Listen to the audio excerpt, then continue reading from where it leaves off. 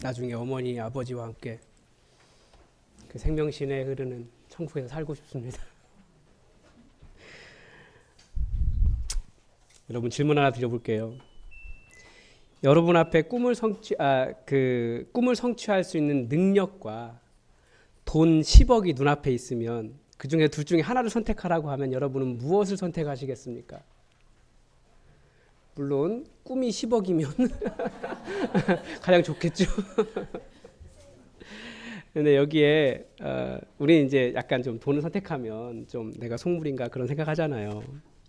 선택하기가 참 쉽지 않은 질문인데요. 근데 여기에 단서가 하나 붙으면 선택이 조금 더 명확해집니다. 만약 여러분의 삶이 1년 남았습니다. 그러면 둘 중에 무엇을 선택하시겠습니까? 여기에 대한 답이 나이에 따라 달라진다고 합니다. 10대 청소년들 같은 경우에는 뭘 선택할까요? 돈이 무슨 소용이냐, 1년 뒤면 죽는데 나는 내가 하고 싶은 거 다 해보고 살겠다. 꿈을 선택한대요. 근데 부모님은 어떨까요? 부모님은 나 1년밖에 못 살아? 그러면 내 자녀들이라도 잘 살게 해줘야지. 그래서 돈을 선택한대요. 이게 부모입니다. 부모가 되면 인생의 초점이 하나가 된다고 합니다. 내 꿈도 내 자녀들의 성공이에요. 내 삶의 목표도 내 자녀들이 잘 사는 거예요. 부모는 자녀 때문에 자신이 원하는 거 다 버리고 삽니다. 자녀가 생기는 순간 내가 이루지 못한 꿈은 이제 자녀에게, 그 기대는 다 자녀에게 넘어가죠. 부모는 항상 자녀를 위해 기도합니다. 자신이 힘든 것은 잘 견디지만 자녀들 힘든 것은 견디기가 어려워요. 나 아픈 것은 내가 어떻게 해보겠는데 아이들 아픈 것은 견디기가 그렇게 어렵잖아요. 다 아실 거예요. 어떤 선택을 할 때도 많은 분들이 자녀를 중심으로 선택을 합니다. 부모는 더 이상 내 마음대로 사는 존재가 아니에요. 나는 고생했어도 내 자녀들은 고생하지 않았으면. 그게 부모의 마음입니다. 성경은 그런 부모의 마음을 알기 때문에 부모님을 공경해라 라고 가르쳐 줍니다. 이제 오늘 본문은 10계명의 제5계명인 부모 공경의 계명입니다. 이 계명에만 아주 독특한 약속이 들어있어요. 다른 계명들은 무엇 하라, 뭐뭐 해라 라고만 되어 있는데 부모 공경에는 그 부모 공경을 잘하면, 그 명령을 지키면, 그리하면 내 하나님 여호와가 내게 준 땅에서 내 생명이 길고 복을 누리리라 라고 하는 그 계명의 결과, 계명에 대한 약속이 기록되어 있습니다. 유일한 계명이에요. 먼저 이 부모님을 공경한다라고 하는 성경적인 그 단어 뜻 자체를 한번 생각해 봐야 됩니다. 오늘 본문에 나온 공경하다라고 하는 단어의 뜻은, 원어의 뜻은 무겁다라는 뜻이에요. 구약 성경에서 매우 다양하게 사용되죠. 주로 어디에 사용되냐면 하나님께 영광을 돌려라.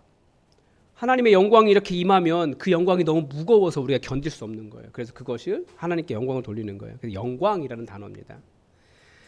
예를 들면 이사야 선지자가 하나님의 모습을 보잖아요. 그때 천사들이 노래해요. 거룩 거룩 거룩하다 만군의 여호와여, 그의 영광이 온 땅에 충만하도다라고 할 때 그 영광이라고 하는 단어가 이 단어입니다. 그러니까 영광을 돌린다. 부모를 공경하라라고 하는 첫 번째 뜻은 부모님께 영광을 돌려라입니다. 여러분, 무엇인가 여러분이 잘 되고 잘하고 성공하고 그러면 여러분 능력입니까? 아니면 부모님 덕분입니까? 왜 갑자기 대답이 맨날 이런 대답? 부모님 덕분입니다. 부모님께 영광을 돌리라는 거예요. 대부분의 사람들은 어떻게 합니까? 나에게 영광을 돌려요.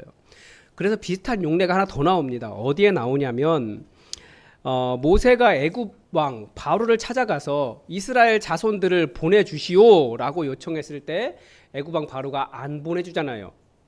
그때마다 이스라엘의 재앙이 막 떨어집니다.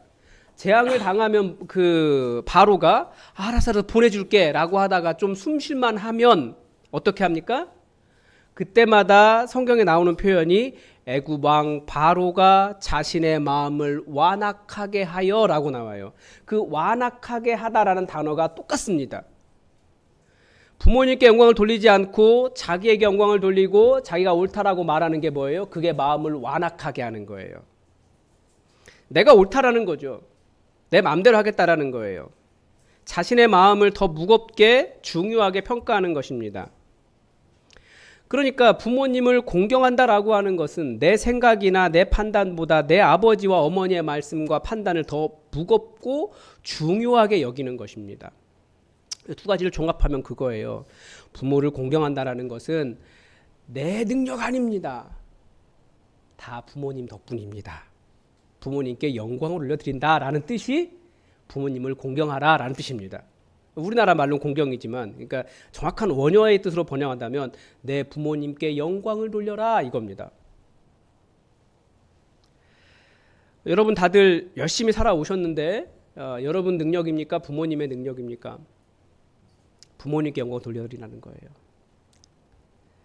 부모 공경은 부모님께 영광을 올려드리는 것은 권면이 아닙니다. 계명입니다. 계명이 무엇입니까? 하나님만 섬겨라. 우상 섬기지 말아라. 안식일을 기억하여 거룩하게 지켜라. 살인하지 말라. 거짓말하지 말라. 도둑질하지 말라. 탐욕 부리지 말라. 이것과 똑같은 명령이라는 거예요. 내 부모에게 영광을 돌려라. 이건 계명이에요. 레위기 19장의 거룩에 대한 명령에 따르면 가장 먼저 나오고 안식일보다도 더 먼저 나오는 명령이 부모 공경에 대한 말씀입니다. 그런데 여러분 잘 아시죠? 부모 공경이 쉽지가 않습니다. 왜 그럴까요? 사실 가족이라는 존재는 사랑만 주는 존재가 아니라 상처도 주기 때문에 그렇습니다. 이 세상에 가족이 가장 소중하다고, 부모님이 가장 소중하다고 생각하지만 의외로 부모님으로부터 받은 상처들이 다들 있어요. 자녀들의 입장에서 부모님은 어떤 존재입니까? 무한한 사랑과 돌봄을 주는 존재라고 생각을 한데, 그런데 반대로 부모님은 무한히 용납해 주지 않으세요. 못하게도 하고, 자신이 받았던, 그러니까 부모님이 가지고 있는 상처를 그대로 다시 나에게 투영하기도 합니다. 그래서 이야기하다 보면 어른들하고 이야기하다 보면 다들 부모님이 어떤 얘기 막 했다고, 그런데 보면 그 얘기 똑같이 하고 계시는 걸 볼 수 있어요. 우리 엄마가 그렇게 욕을 잘하신다고, 그런데 본인도 보니까 딸에게 욕하고 뭐 이런 거 있잖아요. 예. 그래서 때로는 부모님에 대한 원망이 항상 우리에게 있습니다. 친구들도 그렇더라고요. 제가 요즘 청소년 아들이 있잖아요. 저는 청소년 아들에게 계속 안 돼 라고 말하는데 친구들은 다 돼 이러고 살아요. 그러면 우리 아들에게 가장 좋은 친구는, 가장 좋은 사람은 누굽니까? 친구들이에요. 부모는 누굽니까? 자기의 자유를 억압하는 존재예요. 쉽지 않아요. 어린 때일수록 그 상처가 많이 있습니다. 꼭 그 넘어져서 피를 흘려야만 상처가 아니고 마음에 있는 상처도 상처잖아요. 근데 부모님이 그걸 볼 줄을 몰라요. 근데 자녀들이 부모님께 달려가는 이유는 무엇입니까? 내 마음에 흐르는 그 상처에 그 피가 흐르고 있는데 그것도 좀 닦아달라고 가는 거거든요. 근데 부모님이 볼 줄을 몰라요. 혹은 그때 닦아줘야 되는데 그 부모님이 안 계실 때가 있어요. 그때 부모님들은 나름대로 자녀들을 위해서 열심히 일하고 계셨는데 자녀들은 엄마와 아빠가 있어야 할 거기에 없었다라고 원망하기도 합니다. 때로는 부모님에게 크게 혼났던 상처들이, 경험들이 상처로 남아 있습니다. 그래서 김동욱 목사님의 유튜브에 보면 부모를 공경하라 라고 하는 말씀을 들을 때면 부모로부터 상처받은 사람은 나인데 왜 내 부모를 공경해야 하냐며, 그리고 동시에 부모를 공경하지 못하는 자신을 보면서 하나님의 말씀을 지키지 못하는 죄책감에 시달리는데 왜 피해자인 내가 부모님을 공경해야 하냐라는 질문을 올린 분이 계시더라고요. 많은 부모님들, 좋은 부모님들도 너무나 많지만 또 우리가 그 역기능적인 가정 그런 분들 많이 보지 않습니까? 무한한 사랑을 기대했던 부모님이기 때문에 그 사랑이 충족되지 않았을 때 받는 상처도 그렇게 큰 겁니다. 그런 상처들 때문에 사실 내가 잘 못 움직이고 분노하고 우울해하고 사회에 적응하지 못하고 다른 사람과 원만하게 살아가지 못하는 많은 이유들이 사실은 부모와의 관계에서부터 나와요. 그러니까 부모 공경이 참 쉽지 않은 말입니다. 그러함에도 하나님께서 우리에게 부모를 공경해라 라고 말씀하신 이유가 무엇일까요? 무엇보다도 부모는 내 존재의 시작이기 때문에 그렇습니다. 제가 자녀를 잉태한 자매님들에게 해주는 말이 있어요. 지금 자매님의 뱃속에 들어있는 아기는 여러분의 태의 열매이기도 하지만 이 땅에 생명을 창조하시는 하나님의 창조에 동참하는 일입니다. 이렇게 이야기합니다. 생각해보면 우리 자녀들 내가 낳기 전까지만 해도 없었어요. 그런데 나를 통해서 세상에 나타났어요. 이게 창조예요. 그러니까 우리의 존재의 시작이 어디입니까? 우리 부모님이에요. 여러분의 부모님이 여러분을 낳기 전까지 여러분은 이 땅에, 이 세상에, 온 우주에 존재하지 않는 존재들이었어요. 그런데 부모님이 나를 낳으심으로써 하나님의 창조에 동참함으로써 하나님의 창조의 역사가 동일하게 이루어졌다라는 겁니다. 그러니까 나를 긍정적으로 바라보고 나를 사랑하고 나를 새롭게 인식할 수 있는 그 첫 발걸음이 무엇일까요? 내 부모를 어떻게 바라보느냐에 따라 달라진다라는 거죠. 그래서 부모 공경은 나라는 존재, 나를 긍정적으로 바라보는 첫 번째 방법이다라고 말할 수 있는 겁니다. 그래서 보통 자기 자신을 설명할 때 부모님부터 설명해요. 서정주 시인의 자화상이라고 하는 시가 있잖아요. 우리가 다 여러분들 세대까지는 다 배우셨는데 무조건 배우잖아요. 그 첫 번째 어떻게 시작하는지 다 기억하지 않으십니까? 애비는 종이었다. 밤이 깊어도, 그런데 그 아버지는 어떤 분이었어요? 밤이 깊어도 오지 않았다. 쭉 지나가면 그래서 23해 동안 나를 키운 건 파라리 바람이었다. 서정주 시인은 그렇게 이야기해요. 그런데 세상은 가도 가도 부끄럽기만 하더라 라고 이야기했어요. 그러니까 부모님이 그 자기의 시작을 부모님에게서부터 시작하는데 부모님은 나가서 안 돌아오시는 분이셨어요. 아버지는. 외할아버지에 대한 얘기도 나와요. 가보년에 나가셨다가 안 돌아오셨대요. 그분도. 가보 농민 운동 때 나가셔서 무슨 일을 당하신 거죠. 그래서 자기 삶은 가난했고, 그래서 자기 삶을 어떻게 해석하냐면 그분들의 부재로 인해서 가난했던 시절을 병든 숙해마냥 혓바닥 늘어뜨리며 헐떡이며 살 수밖에 없었다. 자기 삶을 그렇게 평가해요. 그러니까 부모님이 나에게 이어준 삶은 그거였다라는 거죠. 그러니까 치료되지 않는 괴로움과 외로움과 가난함에 대한 원망이 부모에게 있었다라는 거예요. 우리는 많은 상처를 안고 있는데 내 고단하고 상처 많은 삶을 치료하기 위해서 그 증세 자체를 어떻게 해결해 보려고 합니다. 나를 치료하려고 하죠. 예를 들면 외로우면 그래요. 외로울 때, 어릴 때 부모님을 기다리며 어두운 밤을 맞아본 사람은 항상 외롭습니다. 우리 주변에 그런 사람이 있을 거예요. 부모님이 별로 돌봐주지 않으신 거예요. 그래서 항상 외로운 사람이 있어요. 근데 그런 분들이 항상 입에는 나는 외로워라고 말을 하죠. 외롭지 않으려고 친구 찾아다녀요. 밤만 되면 술 마시러 나가요. 결혼했는데도 애인을 만들기도 해요. 각종 모임을 만들고 사람들과 재미있는 일을 찾아다닙니다. 그런데 희한해요. 그분들이 그렇게 밤새도록 술 마시고 와서 다음날 아침에 하는 말은 뭐예요? 나 외로워입니다. 내 외로움을 없애기 위해서 내 외로움 자체에 붕대를 감아보려고 하지만 외로움이 치유되지 않습니다. 왜 그럴까요? 자신의 존재의 근원인 부모가 준 외로움 자체가 해결되지 않으면 그 근원적인 외로움은 절대 치료되지 않습니다. 그런데 어떻게 치료할 수 있을까요? 나를 외롭게 둘 수밖에 없었던 그 부모님의 그 어려운 삶을 내가 끌어안을 때, 이해하고 끌어안고 거기 자체를 치료할 때 내 외로움이 치유가 돼요. 부모 공경은 그런 거죠.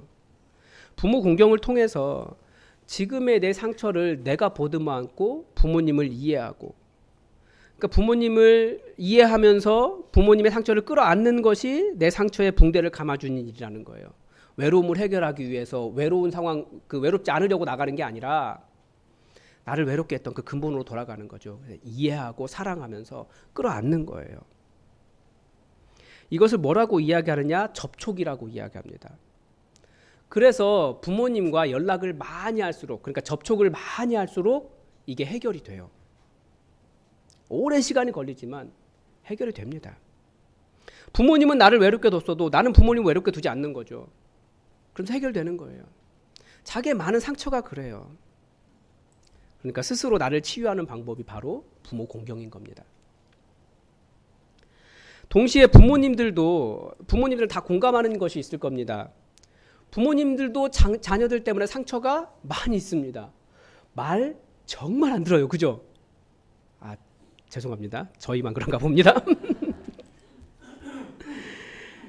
자녀들은 부모님에게 죄송합니다라고 말하는 적이 없어요.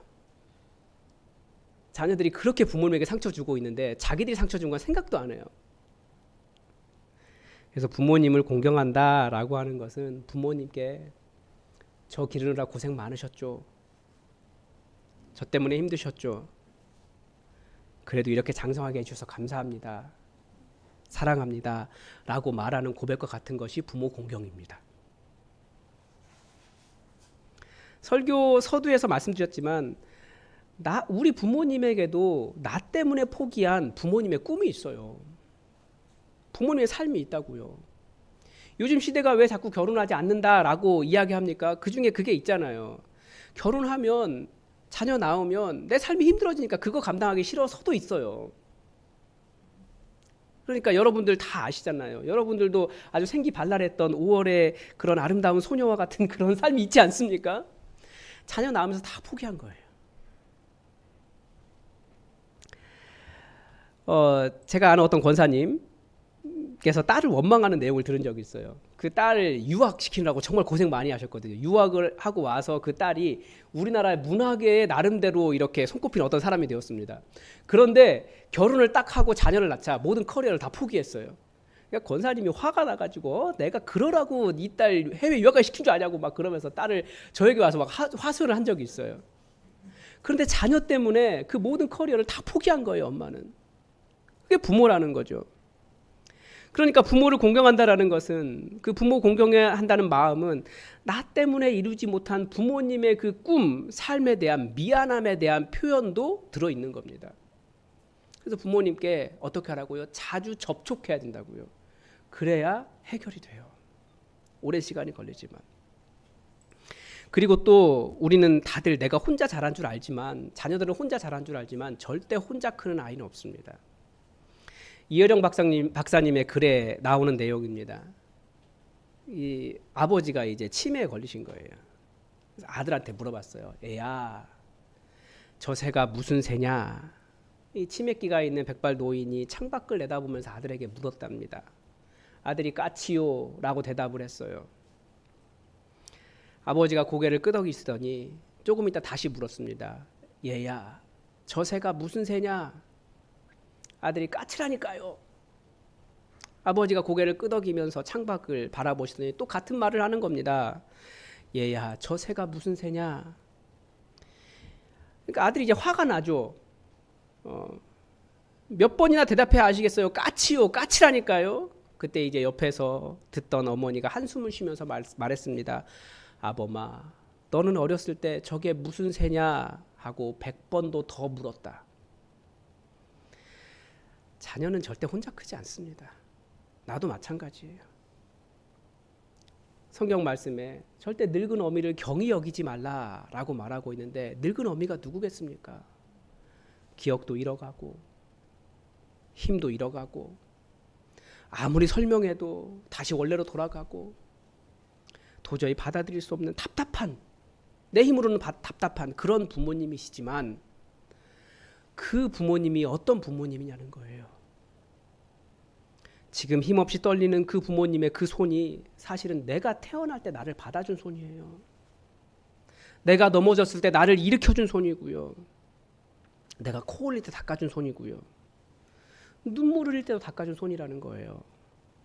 나 잘못될까 봐 바른 길 가라고 매를 들던 손이 그 손이에요. 그런데 내가 컸기 때문에 야위고 힘없고 그런 분이 바로 그 손이라는 거예요. 내 어머니의 손이라는 거예요. 이제 내가 그 손 잡아드리는 것이 부모 공경이라는 겁니다. 마지막으로 부모 공경이란, 그렇다면 나는 공경받기에 존경받기에 합당한 부모가 되었는가를 돌아보는 것이 부모 공경입니다. 정말 희한한 일인데요. 이 부모에 대한 원망이 큰 사람이 그렇다고 원망받지 않는 부모가 되느냐? 그건 꼭 아니에요. 우리 잘 아시죠? 인간이 어떻습니까? 상처를 많이 받은 사람은 잘 단련이 되어서 상처를 받지 않는 사람이 될까요? 아니면 더 상처를 주는 사람이 될까요? 더 상처를 주는 사람이 돼요. 상처에 더 취약한 사람이 돼요. 이걸 트라우마라고 하죠. 부모가 내게 준 삶의 흔적들이 내 삶의 트라우마가 되어 있는 것들을 우리는 많이 봅니다. 그것을 알면 나는 내 자녀에게 동일한 상처를 물려주지 말아야 할, 그러니까 그런 어떤 그 상처를 끊어내야 될 그런 사명도 있는 거죠. 그게 부모 공경이에요. 제 친구 중에 그런 사람이 있습니다. 정말 머리가 똑똑했어요. 제가 초등학교 2학년 때 이사를 했는데 1학년 때인가 2학년 때인가 그 친구 집에 놀러 갔어요. 5월에 지금쯤 모내기 한참 할 때. 모내기 한참 하고 그러니까 이제 굉장히 어린 아이들이죠. 저도 뭐 키가 작았고 그 친구도 키가 작았는데 머리는 되게 똑똑했어요. 저보다 아무튼 엄청 똑똑했어요. 그런데 아버지가 모내기하고 저녁에 술 드시고 오셔서 아이를 때렸어요. 그냥 보자마자 놀고 있으니까 때렸는데 아이가 정말 이렇게 날아가서 벽을 맞고 떨어지는 걸 제가 봤어요. 저는 이사 가고 난 다음에 그 친구가 어떻게 됐을까 정말 궁금했어요. 왜냐하면 너무 똑똑했거든요, 얘가. 그리고 선생님들도 알았어요, 얘가 똑똑한 걸. 그런데 어떻게 됐을까요? 이 친구가 아버지보다 더 때리는 사람이 됐어요.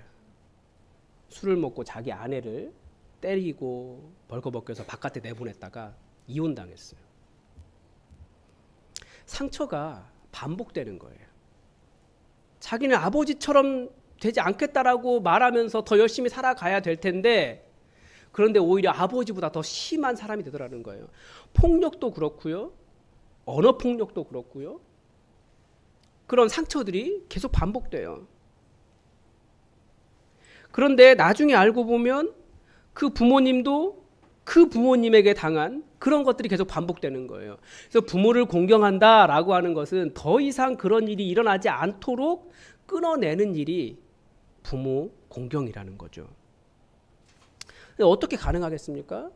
부모를 공경하면서 내가 부모의 상처를 떠안을 때, 끌어안을 때, 보듬을 때 이게 치유가 되는 겁니다. 계속해서 부모님 미워하고 우리 부모님이 나한테 그랬어 원망하면 그거 나에게 그대로 이어져요. 내 자녀에게도 그대로 이어져요. 그래서 부모 공경은 그걸 이해하기 때문에 고생 많으셨어요. 아버지도 그 할아버지한테 이런 일 당하신 거죠. 고생 많으셨어요. 어머니도 할머니에게 그렇게 욕 들으신 거죠. 이제 제가 다 이해해요. 끌어안고 더 이상 그런 죄악이 이어지지 않도록 그 대에서 끊어내고 사랑하는 일이 부모 공경이라는 겁니다. 저는 부모 공경하면 떠오르는 사건이 하나 있어요. 한 이단에 빠진 목사님 따님 이야기입니다. 이단들이 잘 하는 말이 뭐냐면, 성경에 그런 말씀 나오잖아요. 하나님의 뜻대로 하는 사람들이 가족이다. 그래서 이단들은 가족하고 끊어냅니다. 자기들이 진짜 가족이다 이렇게 이야기해요. 그래서 목사님 따님이 대학 들어갔는데 이제 이단에 빠진 거죠. 그 이야기를 듣고 이 목사님이 어떻게든지 그 딸을 만나야겠다라고 딸을 딱 만났어요. 만나자마자 이렇게 눈이 확 뒤집히셔서 그 딸을 그대로 차에 싣고 집으로 가버리셨습니다. 그러니까 이 딸이 그 아버지를 안심을 시킨 거죠. 절대 이단에 가지 않겠다. 그러니까 안심을 시키니까 이제 이 딸이 그 집 밖에 잠깐 나갔는데, 그때까지 그 이단 사람들은 그 집을 돌고 있었던 거예요. 그러니까 딸이 딱 나오자마자 싣고 본부로 갔어요. 이단 본부로. 어떻게 했을까요, 이 딸이? 아버지를 납치, 감금, 뭐 그런 거 있잖아요. 그런 걸로 고소를 했어요. 왜냐하면 아버지는 목회하느라고 내가 필요할 때 내 가족이 되어주지 않았습니다. 아버지에 대한 원망이 가득했던 거예요. 부모 공경이란 내 존재를 정말 깊이 이해하고 부모님의 그런 상황조차도 끌어안았다라고 한다면 오히려 그 상처가 치유되고 부모님을 이해하고 더 사랑할 수 있는 관계가 되었을 거예요. 부모님 고생 많으셨습니다. 부모님이라고 그러고 싶으셨겠습니까? 그럼에도 불구하고 제가 여기에 이른 것은 부모님 덕분입니다. 영광을 돌릴 줄 알았더라면 거기에서부터 나에 대한 새로운 이해가 생기고 원망이 사랑으로 바뀌고 사랑이 이해로 바뀌고 사랑이 나를 치유하게 되는 겁니다. 부모 공경에는 약속이 담겨 있습니다. 내 하나님께서 내게 준 땅에서 너의 생명이 길고 복을 누리리라. 내 부모의 상처와 연약함마저 사랑으로 끌어안을 때 정말 나를 치유하고 주님 주신 생명의 그 풍성함을 누릴 수 있다는 거죠. 그렇기 때문에 부모 공경이 첫 번째 계명이고 부모 공경에는 약속이 들어있는 겁니다. 쉽다는 게 아니에요. 어려운 분들 계세요. 그렇지만 계속해서 연락하면서 접촉을 늘려보십시오.